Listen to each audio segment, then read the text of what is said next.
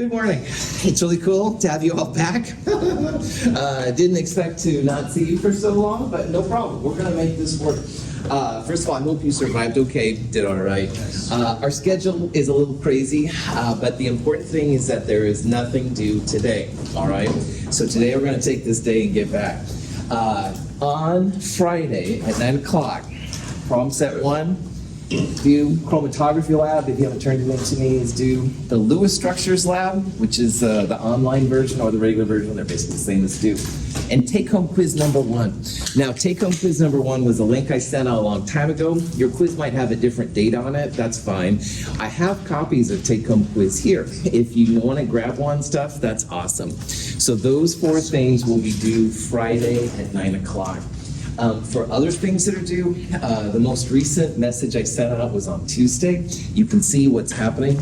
On Monday, next Monday, we will talk about problem set number 2, but nothing is technically due on Monday, all right? We're going to take Monday to kind of re-shuttle the wagons and make sure we're kind of up to speed. Any questions, that kind of stuff, before we start? I'm really glad to have you here, and I hope you did all right. We're going to start chapter 20, which is set for organic chemistry over problem set number 3. The chapter, we basically more or less finished chapter 7, which was Lewis Structures, Vesper Geometry. We can cover for that. There was an in-between chapter, which was valence bond versus molecular orbital lab. Problem set 2 next week, we're going to hit that stuff pretty hard. We're going to hit just the basics. It won't be as detailed as I was hoping, but on the problem set, we're going to hit that pretty hard. So if you can, before Monday, look it over and stuff, we'll check it out. Molecular orbital theory is something you may not have seen before. If that's totally new to you, don't worry, all right? Just come to class and stuff. The problem set we're going to talk about on Monday, but the problem set isn't due until the following Monday. So do what you can this weekend. We'll figure it out and go from there. But in the meantime, we're going to start talking about a chapter which is pretty important in some ways, which is the organic chemistry chapter. Now, organic chemistry is a full year class at like the second year of chemistry. And if you're planning on taking any kind of medical degree or certain types of engineering and lots of things like that, biology, physics, organic chemistry might be part of your future.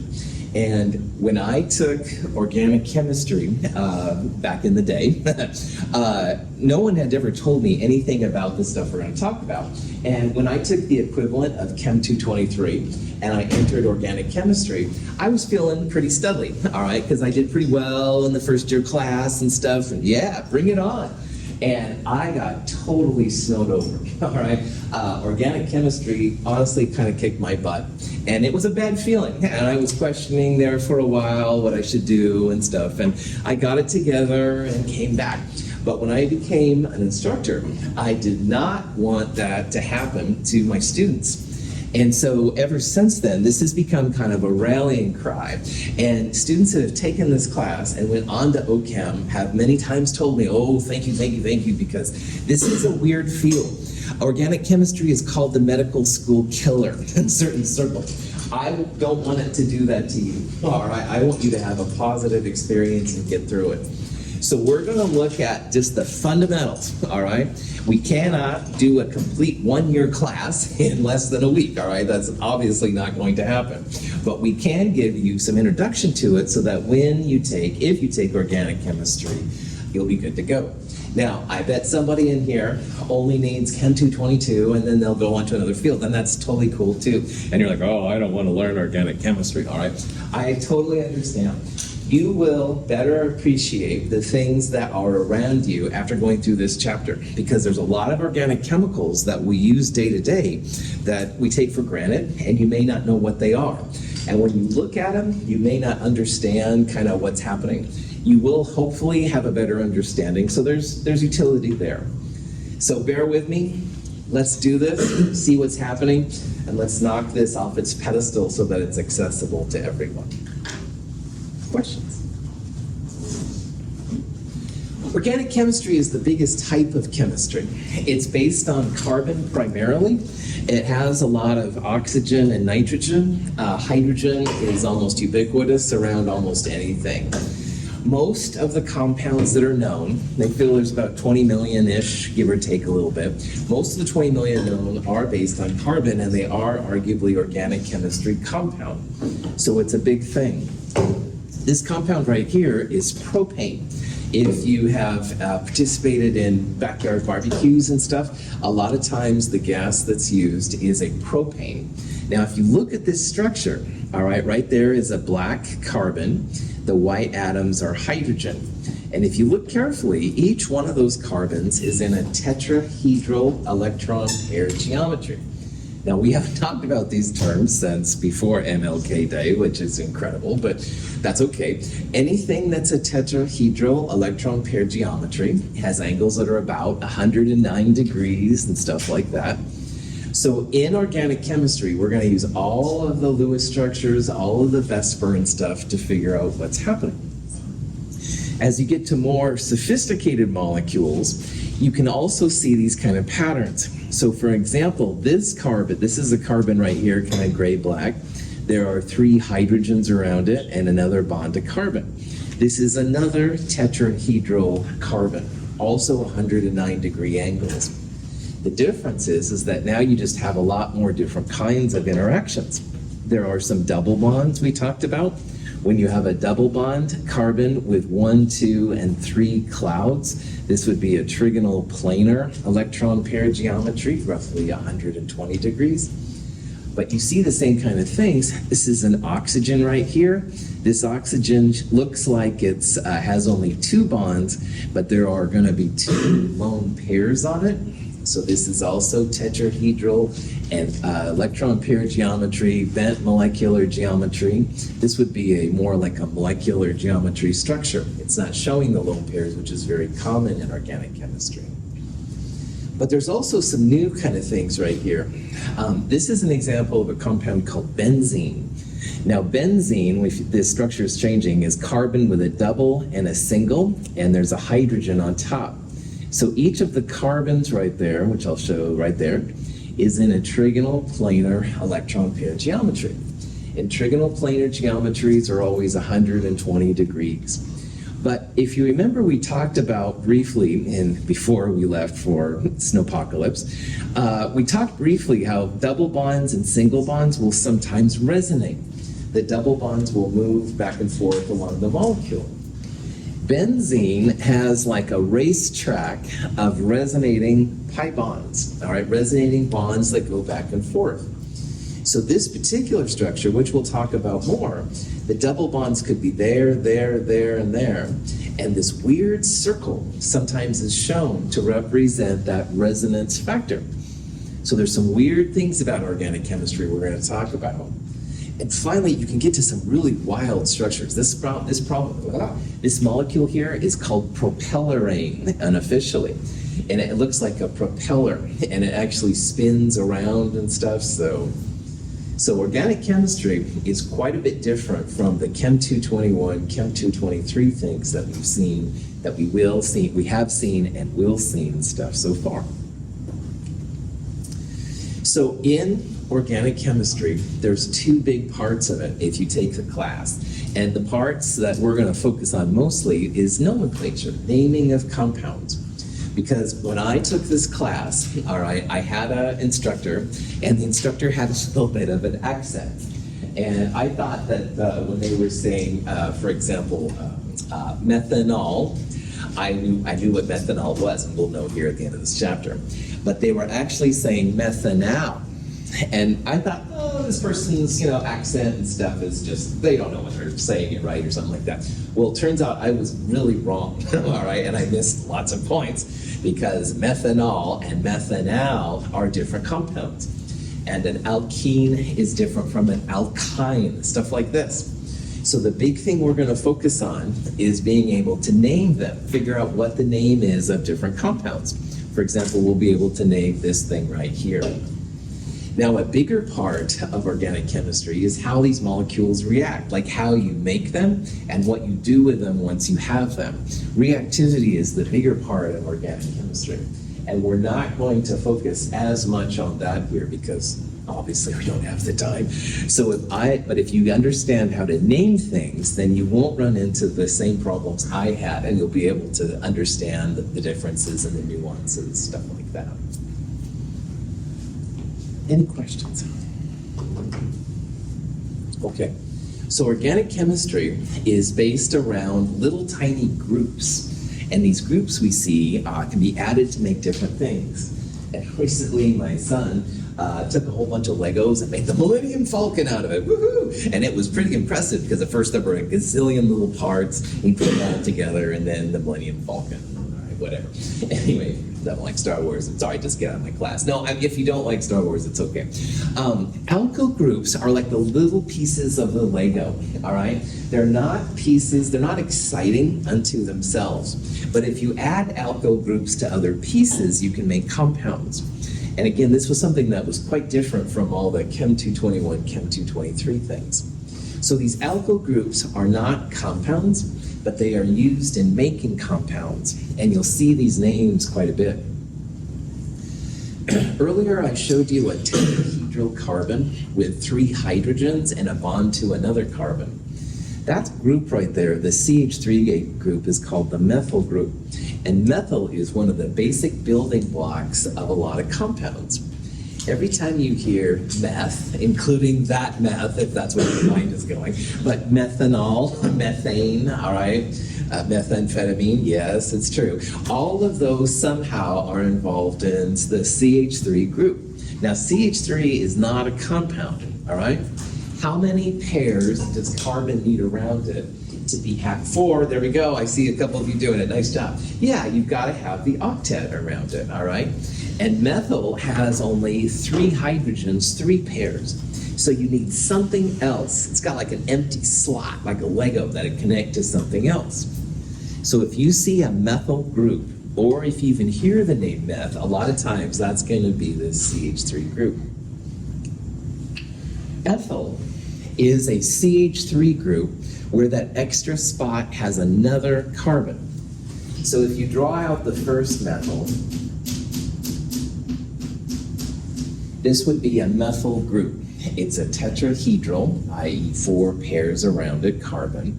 That would be the methyl group. So you can see this part is methyl. If you add a second tetrahedral carbon, so it would be the whole thing now, this would be the ethyl group. So notice that we're just putting another tetrahedral carbon on the end of this first carbon. Ethyl would be a CH3 with another tetrahedral carbon on it. This carbon needed one spot, something in it. This carbon fills that one spot. So this is happy now. But now this one has like a place right there on it. So this is like a fancier Lego, all right? Like in Legos, you could have a little square with a circle on it. That would be like a methyl. And if you had a rectangle with 2 things on it, that might be like an ethyl. I don't know, my Lego thing might be breaking down here a little bit. It's just a little bit fancier kind of building block to make different compounds. If you put another CH2 group on the end of it, now notice that this carbon now has 1, 2, 3, 4 pairs around it. It's got the octet, but now this one has something that it needs right there. So you can imagine there's going to be something placed on the end of this. That would be the propyl group. So propane, we saw earlier, was 3 carbons. Propane and propyl are related. If you put a propyl group and add a hydrogen to it, it makes a propane. But propyl is not a compound, all right? Because you've got to have 4 pairs around it in order to make something happen. And if you keep adding carbons, another carbon on top would be a butyl group. If you add another carbon, it would be pentyl. Another carbon would be hexyl, heptyl, octyl, etc., etc. And we're going to see in a lot of these naming systems that a lot of times capital R is a generic alkyl group name. So if you have R with a hydrogen, the R then would represent one of these alkyl groups. There are families in organic chemistry, and the families are just variable R groups, variable alkyl groups, but they have other similarities going on. Now again, you can combine alkyl groups with other pieces to make compounds. The alkyl groups themselves are not compounds. They have like something missing. They need to have the four group, the octet around it to make them happy. In the companion or online is a guide that I wrote called the Organic Chemistry Nomenclature Guide. And if you have your companion, or if you want to look it up online, that's cool too. I do recommend checking this out. It lists all the different alkyl groups, I think up to 10. And it also has lots of information on the different families we're going to see here in a little bit. The families will all involve these alkyl groups, so there will be an R next to something else, where that something else defines what the group actually is. So, alkyl groups, fundamental parts. We're going to take those alkyl groups and run with them to make the different families. Questions? The simplest of the organic chemistry groups is called an alkane. And the alkane takes one of those alkyl groups R we just saw and puts a hydrogen on the end. So at the very beginning today, I showed you propane. It was a propyl group, which is 3 hydrogens, or 3 carbons, excuse me, and that empty space was taken up by a hydrogen. So if you look at this compound now, each of the carbons has 4 bonds around it. It's got the octet. There's no more spots missing. And to name this compound, you would take the YL off the propyl and make it prop, and add ANE to it. So propane is this compound's name. And again, this is what a lot of times is used for backyard barbecues, stuff like that. Now, here at Mount Hood, if you've done one of the gas labs, which we'll do in 2 weeks, by the way, woo-hoo. Anyway, classes always, but anyway, a methyl group, if you add a hydrogen to the end of the methyl group, you end up making methane. And again, you take that YL off the methyl, make it meth, not that, add the ANE to it, methane, which is kind of cool. Now, all of these compounds have a formula. For every N hydrogens, there are 2N plus 2, every N carbon, there are 2N plus 2 hydrogens. So here for methane, there's 1 carbon, so N is 1, so 2 times 1 plus 2, 4 hydrogens. I drew propane up here on the board. It has 1, 2, 3 carbons, so 3 times 2, 6 plus 2, 8 hydrogens. 1, 2, 3, 4, 5, 6, 7, 8. Good to go. If one of you one day discovers a new compound with 20 carbons, all right, I may not have any idea what it's called or what it does, but if it's an alkane, 20 carbons would be 20 times 2, 40 plus 2, 42 hydrogens. They all fall in this pattern, which is pretty cool. They'll all be tetrahedral, 109, stuff like that. Questions? Ethyl, as an alkane, you would take the YL off the ethyl and make it F, and add ANE to it. Notice there's 1 extra hydrogen on top of that ethyl, which was CH3CH2. Ethane is the next highest one. Ethane has 2 carbons, so 2 is the number of carbons. 2 times 2, 4 plus 2. There's a total of 6 hydrogens around it, which is pretty cool. All of these kind of follow this pattern. And propane, like I showed you up here on the board, propane is the propyl group with 1, 2, 3 carbons. Propyl is CH3CH2, CH2 with something on the end. That ending piece gets a hydrogen if it's an alkane. So propane would be the name of this compound right here. 109 degree angles. Light up your garden burgers. Look at that. Anyway, the rest of us can have whatever they want, but anyway. Stupid question. Anyway, brought that back on. Questions? I think it slips off once in a while. The ice is still part of my brain. All right. Alkanes are often called saturated hydrocarbons, and saturated means that all of the spots around the carbons are single bonds, all right? Single bonds to either other carbons or single bonds to hydrogen. Every spot around the carbon is saturated with hydrogen. That's what that means. We will see some unsaturated pieces here in a little bit too. Nadia, your light is on your phone. I just happened to notice there, so I don't know if that helps or not. But yeah. Cool. Sorry to interrupt. Questions on? Now, butane is a 4-carbon system, and butane has 1, 2, 3, 4 systems on it. Butane is CH3, CH2, CH2, CH2.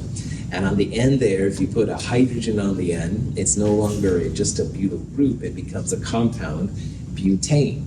So taking that place, putting that extra space with hydrogen would make it butane, and butane looks like this right here. We've seen the formula, N is 4, 1, 2, 3, 4 carbons, so N is 4. 4 times 2 plus 10, 10 hydrogens, C4H10. Oh yeah. But we'll talk about that a little bit more in a little bit. But here's first a question. Which of these compounds here could be an alkane? Now, if it's an alkane, for every N hydrogens, you're going to have 2N plus 2, every N carbons, 2N plus 2 hydrogens. So for example, right here, N is 2, so do we have 2 times 2, 4 plus 2, 6 hydrogens? And obviously we don't. So if you look at these compounds, first of all, there's no oxygen in alkanes. We'll talk about those later. This is certainly not 2N hydrogens. This one is the same format as this one right here. But if you look at the middle one, if you have 14 carbons, that would be 14 times 2, 28, plus 2, 30 hydrogens. So the only one on there that can be it would be C. That has the CnH2n plus 2 formula. Questions? Cool. Now, butane, though, begins what makes organic chemistry kind of fun, all right? Because butane is C4H10. C4H10 normally would be 1, 2, 3, 4.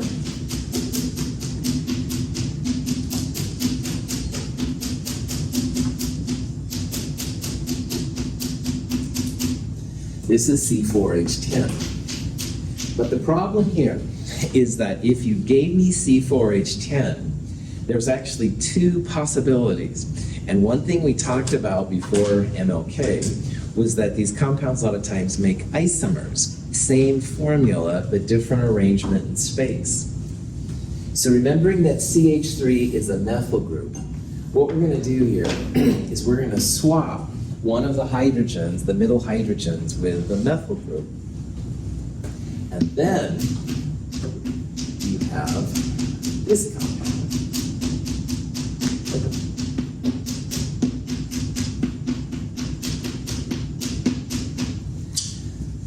Which is also technically the same number of carbons as butane up here, all right? But this compound is obviously different. Now, this compound has a different orientation of carbon atoms. When all the carbon atoms are kind of like in a row, even if they're tetrahedral 109, all right, they're going to be able to be on top of each other differently. But these right here are not on top of each other. It's more like a triangle, I guess, kind of, I don't know. That's not a very good description either, but it's a different orientation in space. So when they come together, it's going to be quite different. So to name this compound, we have to start talking about what a longest chain is and also how to find the smallest number. And this is what really, one of the things that really blew my mind, is that you can have one formula but multiple possibilities. And in order to name these things, organic chemists use what's called the longest chain and smallest number to figure out what it is. So this compound right here, to name it, we look for the longest chain of carbon atoms. And you can imagine in your mind putting your pencil on this carbon, and you want to go through as many carbons as you can, but you can't go backwards, all right? So like for this one, I could go 1, 2, 3, 4. Good, all the carbons are good. But here, you can go 1, 2, 3, left to right. That's all I can do if I can't go backwards. You could also go right to left. You could go 1, 2, 3. You could go 1, 2, 3, up to that one. You could go 1, 2, 3, up to that one. But the maximum amount of carbons that you can quote unquote go through is 3. So what chemists do is if this was a 3-carbon chain, a 3-carbon alkane, it would be a propane. 1, 2, 3. There is a CH3 group that's not part of this longest chain, regardless of which way you do it. Let's say we do this way right now. We're making this our longest chain. This CH3 group was not part of it, and that's a methyl group. That methyl group is off the middle, 1, 2, 3. So this compound formally is 2-methyl-propane, and it differentiates it from N-butane. Same formula, but different compounds. Yeah.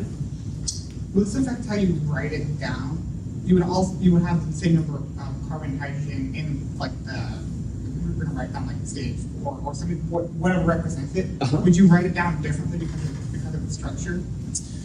Yeah, like if I understood your question, and I may not have, all right? Like, first of all, if you have just C4H10, that's no longer enough information, all right? Because these are 2 distinct compounds. We're gonna see their boiling points are different, all kinds of stuff. So you gotta tell me either through the name or the formula what it is. So this one, yeah, 4 carbons in a row.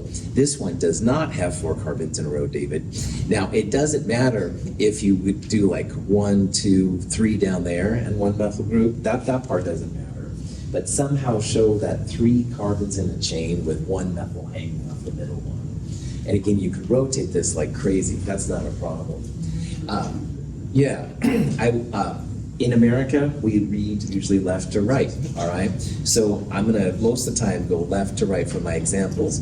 But in this stuff, it's really helpful to think about right to left as well. Go like both ways. So if we're just calling it methyl propane, why is the 2 in front of this? Cool.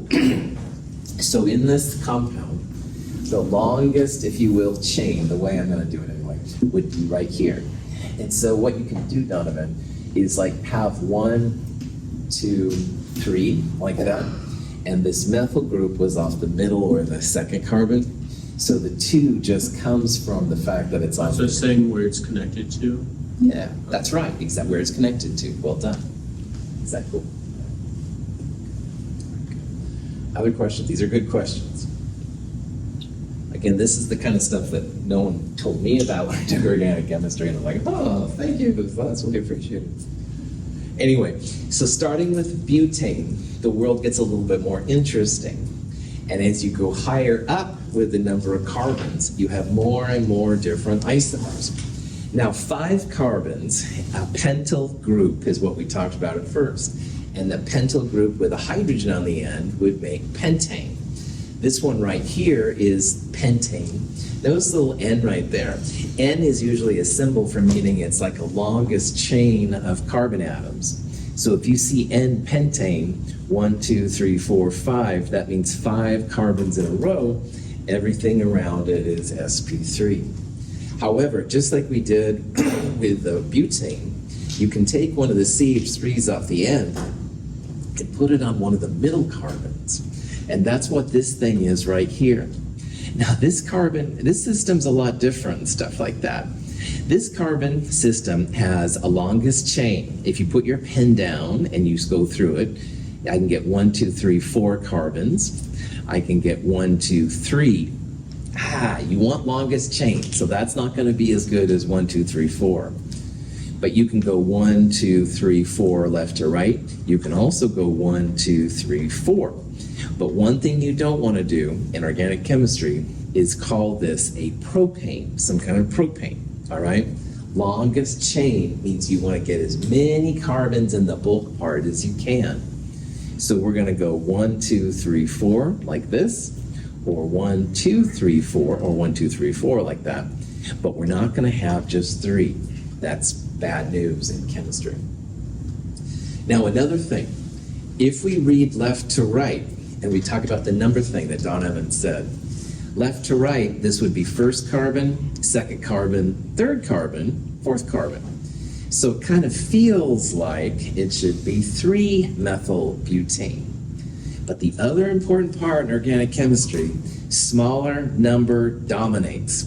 So there's 1, 2, 3, 3-methylpropane, or if you count right to left, 1, 2, is where the methyl group is, 3, 4, both ways are possible. But in organic chemistry, smallest number is always the way to do it. So this compound actually has a couple different names.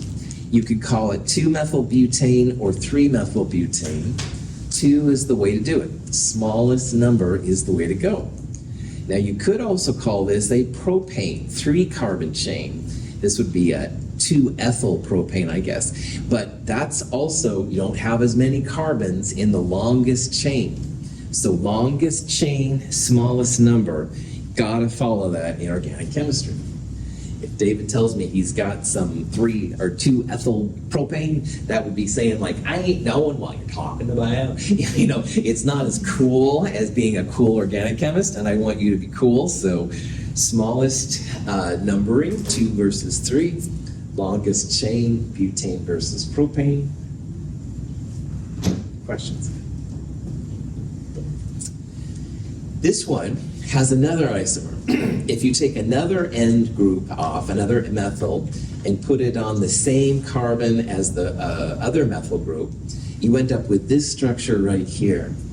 Now, longest chain means circle it, just keep going. So 1, 2, 3, 1, 2, 3, 1, 2, 3, 1, 2, 3, 1, 2, 3. All the different ways, the longest number of carbons you have is a propane. So this is going to be a propane chain. I'm going to assume for my discussion, this is the propane. I have a methyl group here, and I have a methyl group here. Each of those is not part of my chain. So I need to tell the other chemists that there's a methyl group off this carbon here, and another methyl group off this carbon here. That's where the dimethyl comes from, dimethylpropane. That says that there's 2 methyl groups, not just 1 methyl group, off the longest chain. Now on this one, if you count 1, 2, 3, or this side 1, 2, 3, both of these methyl groups are off the same carbon. And we're going to see that each methyl group or whatever group needs its own number. So this compound, 2,2-dimethylpropane. For the first one, for the the straight one per se, do you have to put the N before the pentane for it to be valid? It's not as bad as saying like you have 3-methylbutane to not include the N, but it is the convention. Because officially a pentane could be any of these 3, just different isomers of it. So the N just makes it absolutely crystal clear that you've got them all in a row. Good. Other questions? Pentane is a covalently bonded molecule consisting of 6 carbon atoms and 14 hydrogen atoms. Each hydrogen atom forms 1 covalent bond, and each carbon atom forms 4 covalent bonds.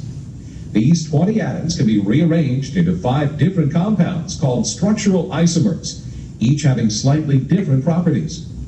Notice how the boiling points of each isomer changes. Arranging the carbon atoms in a straight chain produces N-hexane. Moving the nth carbon to the second carbon position and rearranging hydrogens produces 2-methylpentane. Sliding the methyl group to the third carbon position produces 3-methylpentane. Moving the methyl group to the fourth carbon position appears to make 4-methylpentane. But wait, rotating the molecule shows that it's identical to 2-methylpentane. Now, adding the end carbon to the second carbon position produces 2,3-dimethylbutane. Moving the methyl group to the second carbon position produces 2,2-dimethylbutane. Sliding both methyl groups to the third carbon position appears to make 3,3-dimethylbutane. But wait again. Rotating the molecule shows it's identical to 2,2-dimethylbutane. These are the 5 isomers of hexane.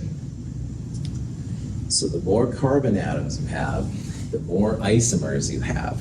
And this is one of the things about organic chemistry that gets a little crazy, because people forget to think about the different variations. The formulas will be the same, but if you looked at those little boiling points, they were all kind of different. The molecules interact with each other a little differently, so they make different kind of attractions, repulsions, stuff like that. But through all of these, one thing I hope you can get is that it's always about longest chain, smallest number, all right? So all of these, like here's 6 carbons in a row, that's a hexane. This one has 5 carbons in a row, it's pentane. It's not 1, 2, 3, 4 carbons of butane. 5 carbons is longer than 4, so that's why the longer chain is always named. This one right here is a pentane as well. It's not like a propane, 3 carbons, et cetera, et cetera. Now the numbers are important. Here both of the methyls were off the second carbon, but right here the methyls, one of them was off the second one and one of them was off the third one. So each of those groups needs its own number, and that's what's kind of strange about it. So this is another thing that really snowed me over. I didn't see anything like this in the regular Chem 222, Chem 223. So again, now you can start to see how this stuff falls together. Questions? Yeah. Can one of them go off the 4th carbon? Which, one of the methyl groups? Yeah, like you next one of the carbons to like the very last one, that makes sense. Yeah. So let's make sure, are you on this structure or this, which one are you on? The first one. This one right here? Yeah. Yeah, cool. So if you can absolutely take this CH3 and put it right here, all right, and it would look like then it was like a 2,4-butane. But the thing about this one, Lucas, is that if you have a carbon here, now the longest chain is no longer 4 carbons, because now I can put my pen down and go 1, 2, 3, 4, 5 with this one right here. So if you have that with 5 carbons, it becomes a pentane. And I'm pretty sure that what you're talking about, if this CH3 was here, it would be like this one, where you go 1, 2, 3, 4, 5. You still have this 2-methyl and stuff. It's not that. So you wouldn't call this like 1, 2, 3, 4. It would be 2, 4. Yeah, right on. Good. Ask these kind of questions. Think these things. It will make this whole transition a lot better. I kid you not. So. Okay. So let's look at this beast of a compound. The compounds, the more carbons you have, of course, get a little crazier, but there's nothing you can't handle. Down here is some different names, isopropyl and tert-butyl. These are older names. We're not going to focus on them. If you take organic chemistry, you might see it. I'm letting you know that, but not right now. It's more fun than we need. So let's say that we had this compound and you wanted to name it. Okay. Well, first of all, you got to find the longest chain of carbon atoms. And you could go, like I've circled right here, 1, 2, 3, 4, 5, 6, which is cool. But you could also do this one right over here, and that's fine. 1, 2, 3, 4, 5, 6. This would be a CH3 group not off there.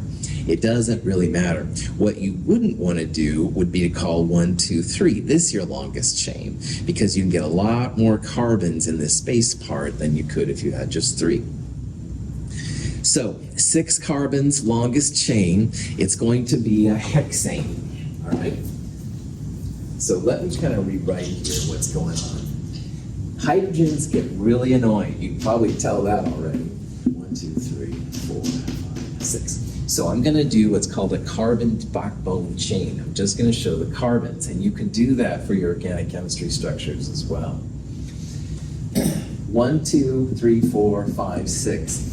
I'm going to circle, like I did on there, the longest chain of carbon atoms. And when I call this then a hexane, which is what it's going to be, I'll know then that those 6 carbons are inside there. But you have one CH3, one methyl group that's not inside there. And this is where numbering becomes really important. And remember, smaller numbers are always better than larger numbers. I recommend at first counting in both directions, all right? Now with this one, you probably see it's better to start here. But let's say you started down here. 1, 2, 3, 4, 5, 6.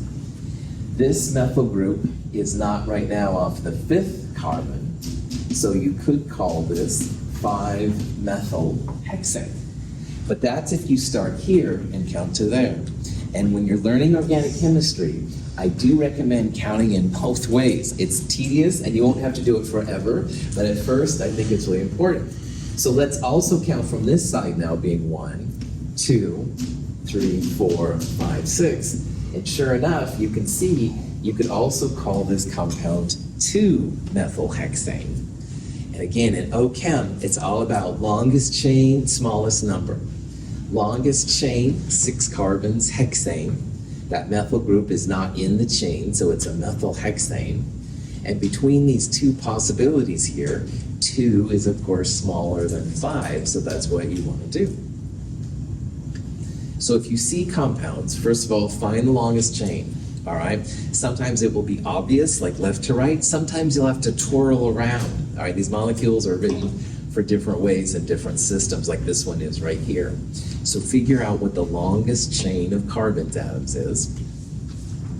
Then you want to find the smallest number for anything not on the chain. So in this one, there was a CH3 group, not part of the hexane. We need to find the smallest number. And again, that's why at first I do recommend counting from both directions, all right? You won't have to do it forever, but at first, yeah, count from 1, like I did right here, I 1 through 6, that would have given this methyl group of 5. But if you start from the other side, you get a 2 for this methyl group. The smaller number is better than the bigger number. If you had more than a methyl group off there, like an ethyl group or something, if you had a methyl and an ethyl, all right, each of them needs their own number, and they also usually are put in alphabetical order. I'll show you an example of this here in a little bit. Whoops, I was going to stop right there, sorry about that. Questions on? Okay, so this compound right here is another organic chemistry compound where there's lots of little pieces right there. Now at first you might think, whoa, if you look at the answer here, heptane is 7 carbons. Why the blank didn't they just write them all in a line, right? And I totally understand. When you make compounds like this, a lot of times you start with like a compound that looks like this, and you add it to a second compound which looks like that. So the structures come together through reactivity this way. That's why they're drawn that way. It's not just chemists being, nefarious, or maybe they are, who knows, but they're not trying to be anyway. But the important part is that you have to figure out, again, what the longest chain is. And so there's lots and lots and lots of different ways to do this. Now on this one, if I put my pencil down, I can get to 1, 2, 3, 4, 5, 6, 7 carbons. And that's the most. I could also go 1, 2, 3, 4, 5. That would be 5 carbons. That's not as cool as 7 carbons. I could go 1, 2, 3, 4, 5, 6 if I went this way. 6 carbons isn't as cool as 7 carbons either. So 7 carbons is the way to go. Now, you could also start at this carbon, go 1, 2, 3, 4, 5, 6, 7, and that would be fine, all right? There's no difference between going this way or going this way, and that's kind of a cool thing to know. But what I have done next then is I circled my longest chain, and those 7, that's the heptane part, all right? Now in the heptane, I have 1, 2, 3 methyl groups that aren't part of it. And I also have a CH2CH3, which is an ethyl group. So notice in this name, I have ethyls and 3 methyls. Well, ethyl comes before methyl. So chemists love to alphabetize things, as you've probably seen already. I'm going to put an ethyl group, and the methyls go after, because E is before M. Ignore the T. We don't care about the T's, the Greek prefix. It's ethyl versus methyl. Methyl comes after ethyl. Finally, the numbering is the next thing. Now, punchline, if you start down here, 1, 2, there's a methyl group. 3, there's an ethyl group. 4-ethyl, 5-ethyl. Methyl, excuse me, sorry about that. So the methyl groups, 2, 4, 5, that's where they come from. 3 methyl groups, one off the second carbon in the 7-carbon chain, one off the 4th carbon, one off the 5th carbon, and the ethyl group is off the 3rd carbon chain. If you started on this side, 1, 2, 3 would be a methyl, 4 would be a methyl, 5 would be an ethyl, and 6 would be a methyl. So you could also call this 3, 4, 6 trimethyl, and you'd have a 4-ethyl. So those numbers are all bigger than the other ones. That's why smallest numbers, longest chains. You connected one of them to 4 instead of 2 of them to the second carbon, just to make it more, like, so it has more formal charge. This was just the way that this formula was given. So you could connect it like 2 to 2? Oh yeah, like you could take this CH3 off and put this hydrogen right there, and put this CH3 off there. So you'd have in a 2,2,5 trimethyl kind of thing and stuff, and that's legit too, yeah. But with this compound as given, yeah, this CH3 is off this one, there's just a hydrogen right there. There's nothing wrong with having a methyl group off that one, you bet. That's the flexibility of the system. All right, it kind of shows you the different variations. Good. Yes, Lynn? So I noticed are you guys like adding Greek prefixes to like the methyl? Like, there's That's right. If there's more than one, then it gets a Greek prefix. So with the hexanes, there were some dimethyl compounds in there. That just means there were 2 methyls not off the thing. You bet. If there's only one, don't put mono down. But dis, tris, occasionally tetra will show up. You bet. Good. Oh, great question. Good question. There's no dumb questions right now. I totally so support it. So, let's see if you can name this compound right here, all right? So this compound is also kind of funky, all right? Looks like it. One thing you could do is call it a 1, 2, 3 or 1, 2, 3, a propane. Is that right? No, good, right on. Longest chain means you want the longest number of carbons. So it's true, you could go 1, 2, 3 and stop. You could go 1, 2, 3 and stop. But you could also go 1, 2, 3, 4. Or 1, 2, 3, 4, or 1, 2, 3, 4. So it's not a 3-carbon longest chain, it's a 4-carbon longest chain. And 4-carbon longest chains are butanes, all right? So this compound is going to be a butane. Let's assume that these 4 right here are the 4 of our longest chain. If David uses this carbon instead of that one, that's fine, all right? I don't know, Elena uses this carbon instead of that one, that's fine. It's all gonna give the same thing. For this discussion, let's assume we use these 4 carbons. So the next thing to do then, if we have a butane, is we have 2 methyls that aren't in the butane. So it's going to be a dimethyl butane. And if you go 1, 2, 3, 4, these 2 methyls are on the 3rd carbon. So it must be 3,3-dimethyl butane? No, good. Rory's saying absolutely not. Good. Because Rory has also counted from right to left. And in the English language, left to right is so common, but you've got to, in this section, go right to left, top to bottom, every direction you can. If you go 1, 2, 3, 4, 2 says that these 2 methyls are not part of that butane chain. So this compound could be called 3,3-dimethyl butane, but if you count the other direction, it could be called 2,2-dimethyl butane. And smaller numbers are always the way to go in organic chemistry. So this officially is 2,2-dimethyl butane. It's a pentane or a hexane isomer, excuse me. But the longest chain has 4 carbons. 2 carbons are not in the chain, so it's going to be a dimethyl butane. And you could call this left to right 3,3-dimethyl butane.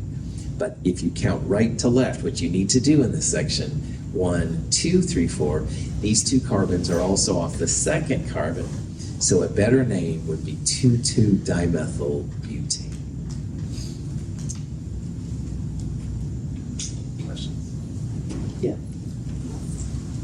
the longest bit of the chain is for kind of like the butane bit, and then the two on the top and the bottom are kind of the prefix of it. That's right.